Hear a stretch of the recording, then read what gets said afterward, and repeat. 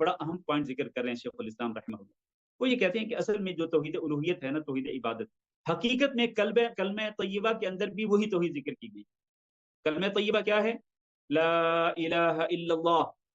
اس کلمہ طیبہ کے اندر کہ جس کو پڑھ کر انسان اسلام کے اندر داخل ہوتا ہے، اس کلمہ طیبہ کے اندر بھی توحید ربوبیت ذکر نہیں کی گئی، بلکہ توحید الوہیت اور توحید عبادت ذکر کی گئی.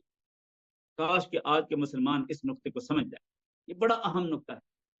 لا الہ الا اللہ کا معنی کیا ہے؟ لا معبود بحق الا اللہ. اللہ کے سوا کوئی معبود پر حق نہیں، یہ معنی ہے اس کا. آج کل لوگ پتہ کیا ترجمہ کرتے ہیں اس کا لا الہ الا اللہ کا؟ کہتے ہیں لا الہ الا اللہ کا معنی ہے کہ اللہ کے سوا کوئی خالق نہیں، اللہ کے سوا کوئی مالک نہیں، اللہ کے سوا کوئی رزاق نہیں، اللہ کے سوا کوئی مدبر نہیں. او بھائی، یہ معنی کہاں سے ہو گیا لا الہ الا اللہ کا؟ اگر لا الہ الا اللہ کا یہ معنی ہوتا تو یہ معنی تو مشرکین مکہ مانتے تھے. بھائی مشرکین مکہ تو مانتے تھے، اللہ کو خالق بھی مانتے تھے، مالک بھی مانتے تھے، مدبر بھی مانتے تھے. تو پھر لا الہ الا اللہ کا اصل معنی کیا ہے جس کو وہ نہیں مانتے تھے؟ وہ ہے کہ لا معبود بحق الا اللہ. اللہ کے سوا کوئی برحق اور سچا معبود نہیں. سچا معبود اگر ہے، تمام کی تمام عبادات کا اگر مستحق ہے، تو وہ اکیلا اللہ ہے. یہ ہے وہ توحید جس کا ذکر کس میں ہے؟ کلمہ طیبہ کے اندر.